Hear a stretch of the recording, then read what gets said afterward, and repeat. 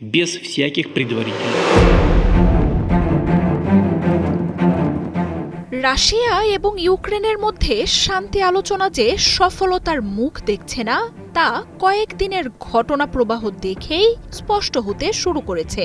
রাশিয়ার বিমানবহরের উপর হামলার পর এবার ক্রিমিয়ার সাথে রাশিয়ার মূল ভূখণ্ডের সংযোগ স্থাপনকারী কের্চ ব্রিজে শক্তিশালী হামলা চালানো হয়েছে।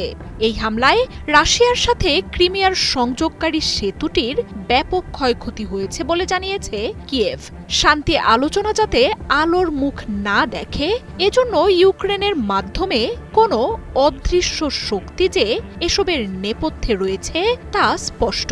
তবে ইউক্রেনের হামলার জবাব দিতে যে রুশ বাহিনী ভয়ানক কোনো ছকি কষছে সেই বার্তা দিয়েছে ভ্লাদিমির পুতিনের প্রশাসন। মঙ্গলবার ইউক্রেনের পক্ষ থেকে কের্চ সেতুতে বিস্ফোরণের তথ্য নিশ্চিত করা হয়। দেশটির অভ্যন্তরীণ নিরাপত্তা সংস্থা এসবিইউ জানায়, পানির নিচে স্থাপন করা বিস্ফোরক দিয়ে হামলা চালানো হয়েছে। 2022 সালে যুদ্ধ শুরুর পর ইউক্রেন এই নিয়ে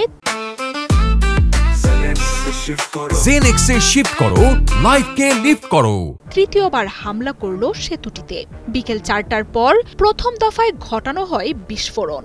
1100 কিলোগ্রামের বেশি বিস্ফোরকের ধাক্কায় এখন ব্রিজের পিলারগুলো মারাত্মক ক্ষতিগ্রস্ত। ক্রিমিয়ার সংযোগকারী এই সেতুটি দিয়ে অঞ্চলটিতে সামরিক ও গুরুত্বপূর্ণ সরবরাহ পাঠায় রাশিয়া। ইউক্রেনের হামলার পর ব্রিজটি দিয়ে যান চলাচল বন্ধ করে দেয়া হয়, যদিও কয়েক ঘন্টার মাথায় আবারও পথটি সচল করার কথা জানায় রাশিয়া। তবে বিস্ফোরক তথ্যে ইউক্রেন দাবি করছে কের্চ ব্রিজেও এই হামলার পরিকল্পনা হয় কয়েক মাস আগেই, এমনকি বিস্ফোরকগুলো স্থাপন করা হয় বহু আগে। রাশিয়ার 5টি বিমান ঘাঁটিতে হামলার পর কের্চ সেতুতে এমন বিস্ফোরণ রাশিয়ার জন্য আরেক ধাক্কা হয়ে এসেছে। ইউক্রেনের কাছ থেকে বিচ্ছিন্ন করে 1 দশক ধরে ক্রিমিয়াকে দখলে রেখেছেন ভ্লাদিমির পুতিন।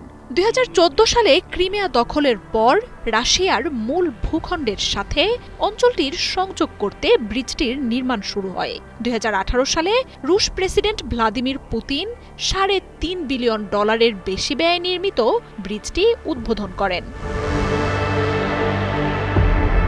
ট্রাম্পের সাথে পুতিনের সম্ভাব্য বৈঠকে ক্রিমিয়াকে রাশিয়ার অংশ হিসেবে যুক্তরাষ্ট্রের আনুষ্ঠানিক স্বীকৃতি দেওয়ার আলাপ চলছে জোরে সোরে। এর মধ্যে ক্রিমিয়া অশান্ত হয়ে উঠলে তা রাশিয়ার পরিকল্পনায় ব্যাঘাত ফেলতে পারে। 5 বিমান ঘাঁটি সহ কয়েক দিনের ব্যবধানে কের্চ সেতুতে হামলায় ইউক্রেনের জয় জয়কার চলছে চারদিকে, আর এতে দেশটিতে পশ্চিমা সহায়তার ঢল নামবে। এমনকি যুদ্ধ বন্ধে জেলেনস্কির উপর চাপও কমে আসবে। України Василя Малюка. মার্জিয়া উপমা, 71।